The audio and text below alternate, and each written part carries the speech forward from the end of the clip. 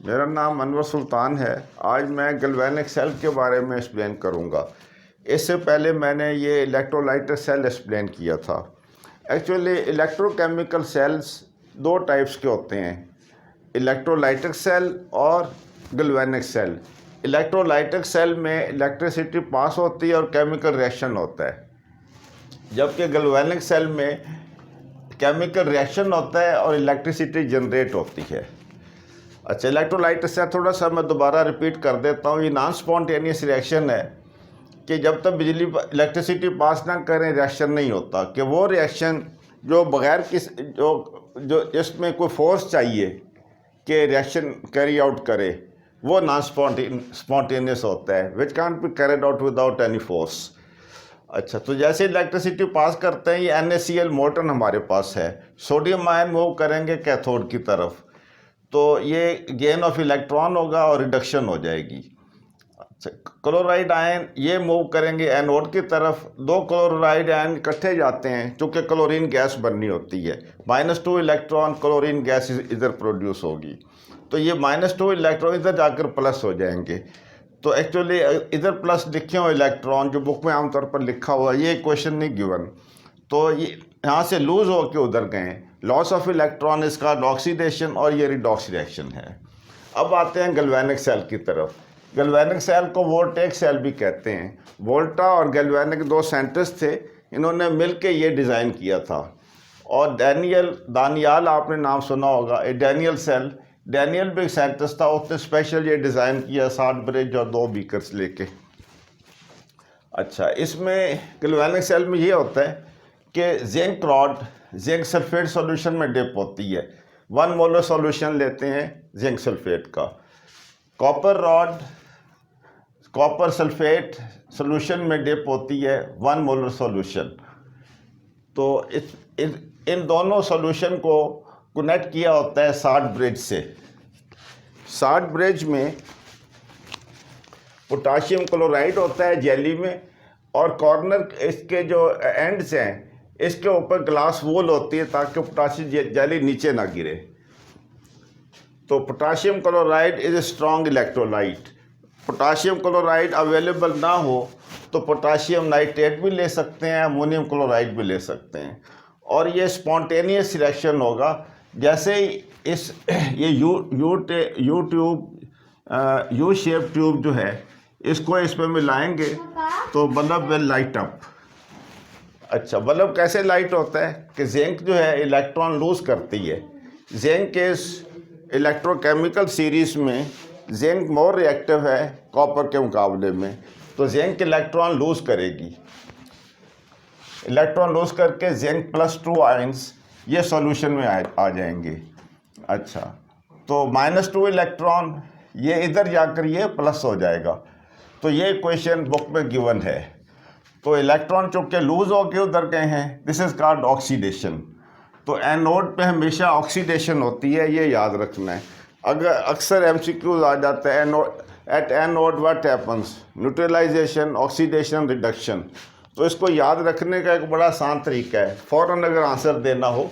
Anode देखें, उर्दू में लिखें अगर, तो अलफ से शुरू होता है। ऑक्सीडेशन लिखें अगर, तो वो भी अलफ से शुरू होता है। एनोड पे ऑक्सीडेशन और कैथोड पे रिडक्शन, ये फ़ौरन आप MCQ में आंसर कर सकते हैं। तो एनोड पे हमेशा ऑक्सीडेशन होगी और कैथोड पे हमेशा रिडक्शन होगी। अच्छा, ये हाफ सेल रिएक्शन है। तो जैसे ये इलेक्ट्रॉन्स ट्रेवल करते हुए इधर जाएंगे, कॉपर आयन जो है इलेक्ट्रॉन गेन कर लेंगे और कॉपर मेटल बनना शुरू हो जाएगी, इस पर कॉपर डिपॉजिट होना शुरू हो जाएगी। तो जैसे जैसे वक्त गुजरेगा, ये कॉपर की मेटल थिक होती जाएगी, ये जिंक मेटल ख़त्म हो जाएगी। तो जब ये जिंक ख़त्म हो जाएगी, हम कहते हैं बैटरी डाउन हो गई, नई जिंक रिप्लेस करें। अच्छा, इसमें एक ख़ास चीज़ ये है कि ये जब जिंक इलेक्ट्रॉन लूज़ करेगा तो इस पर नेगेटिव चार्ज आ जाएगा, क्योंकि ये लूज़ करके जा रहा है। तो लॉस ऑफ इलेक्ट्रॉन इसका ऑक्सीडेशन, तो इसमें ऑक्सीडेशन नेगेटिव हो जाएगा, क्योंकि ये इलेक्ट्रॉन कैरी नेगेटिव चार्ज। तो नेगेटिव चार्ज इस जिंक रॉड पर आ जाएगा। तो गोया ये दोनों सेल एक दूसरे का उलट हैं। यहाँ पर इलेक्ट्रिसिटी पास कर रहे हैं और केमिकल रिएक्शन हो रहा है। यहाँ पर केमिकल रिएक्शन हो रहा है इनमें और इलेक्ट्रिसिटी जनरेट हो रही है। तो हेयर एनोड इज नेगेटिव, ये याद रखना है कि इलेक्ट्रोलाइटिक सेल में anode is negative, whereas in electrolytic cell anode is negative, galvanic cell it is negative because electrons are being produced by the zinc metal changing into zinc plus 2 ions। अच्छा, तो अब इसमें copper ion इधर चले जाते हैं, यहाँ पर सल्फेट आयन रह जाते हैं। अच्छा, एक वक्त ऐसा आता है इसमें भी सल्फेट आयन्स हैं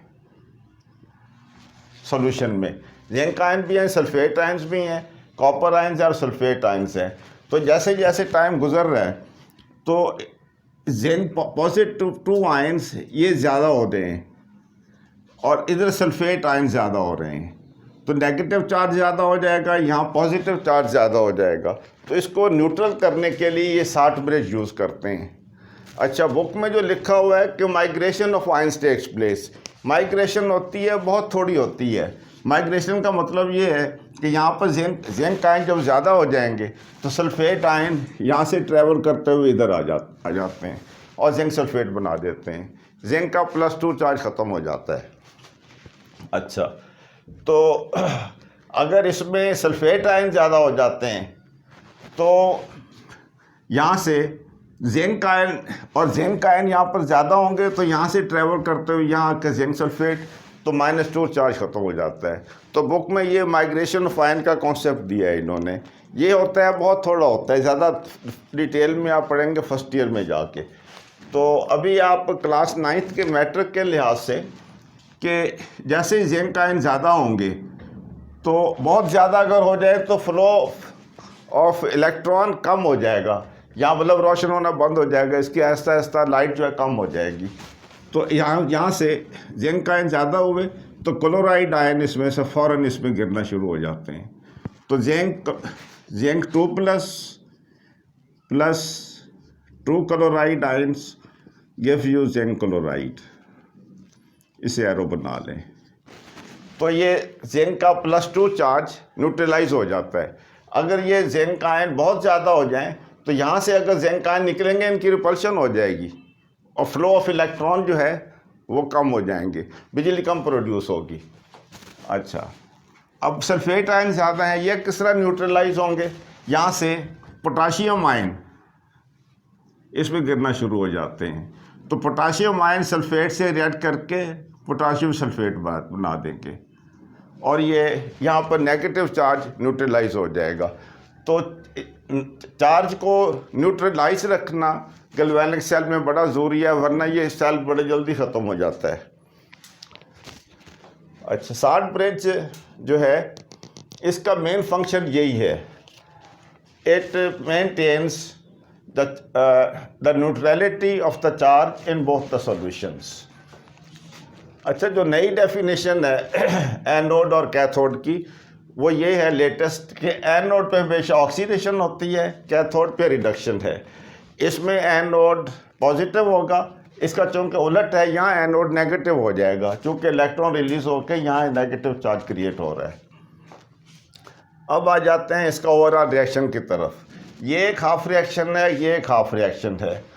तो जिंक, पहले आप ये इक्वेशन लिख लें, उसके नीचे ये इक्वेशन लिख दें। ये 2 इलेक्ट्रॉन दोनों तरफ हैं, ये कैंसिल आउट हो जाएंगे और नेट रिएक्शन ये बन जाएगा zinc solid plus copper plus 2 aqueous arrow, zinc 2 plus aqueous solution plus copper solid.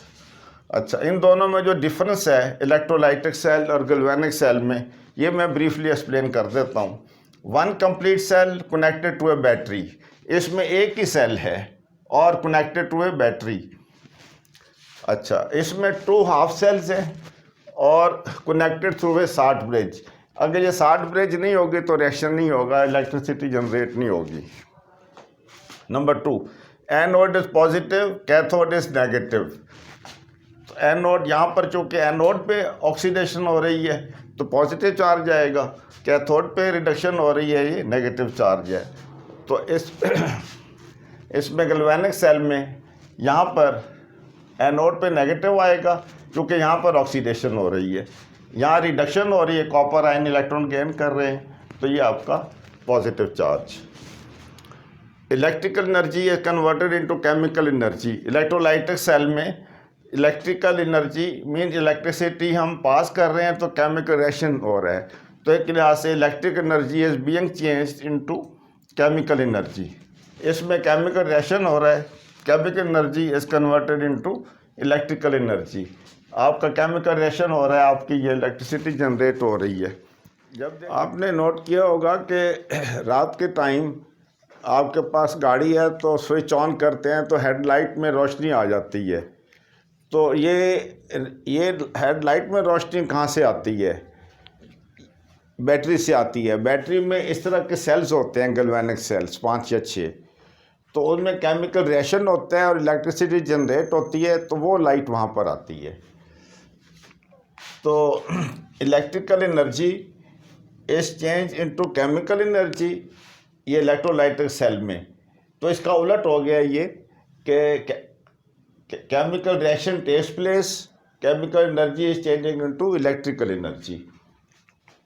यहाँ पर एनोड पॉजिटिव है, यहाँ एनोड नेगेटिव है, यहाँ कैथोड नेगेटिव है, यहाँ कैथोड पॉजिटिव है। यहाँ एनोड पे ऑक्सीडेशन हो रही है। ये एक रूल याद कर ले कि लेटेस्ट डेफिनेशन कि एनोड पे हमेशा ऑक्सीडेशन होती है, और एनोड चाहे नेगेटिव हो या पॉजिटिव हो, चाहे इलेक्ट्रोलाइटिक सेल हो चाहे गैल्वेनिक सेल हो। अच्छा, non spontaneous reaction takes place, इसमें इलेक्ट्रिसिटी पास करेंगे तो रिएक्शन होगा। तो नॉन स्पॉन्टेनियस वो रिएक्शन होता है जो बग़ैर किसी फोर्स के ना हो।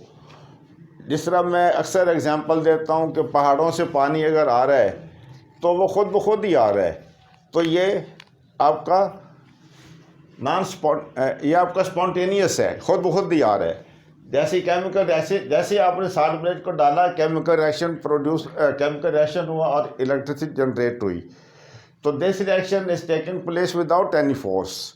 तो दिस इज स्पॉन्टेनियस रिएक्शन, कि जो खुद ब खुद ही रिएक्शन शुरू हो जाए। कि जैसे यूट्यूब को साल्ट ब्रेड को आप इसमें डिप करें, light bulb will be on and electricity will be generated. Here in electrolytic cell, this is non spontaneous, कि इलेक्ट्रिसिटी पास करेंगे तो रिएक्शन होगा, वरना नहीं होगा। और इसमें एक चीज़ है, माइग्रेशन ऑफ आयंस का कॉन्सेप्ट। ये अक्सर क्वेश्चन आता है कि साल्ट ब्रेड का क्या फंक्शन है। जो बुक में लिखा हुआ है माइग्रेशन ऑफ आयंस, कि सल्फेट आयन जब यहाँ बहुत ज़्यादा हो जाते हैं, नेगेटिव चार्ज ज़्यादा हो जाए, अगर ये यूट्यूब ना हो, इसमें पोटाशियम क्लोराइड ना डाला हो और जेली वगैरह ना हो, तो उसमें आपका ये बैटरी जल्दी डाउन हो जाएगी, ये करंट विल बी मिनिमाइज्ड, तो इलेक्ट्रॉन का फ्लो कम हो जाएगा। तो सल्फेट आयन यहाँ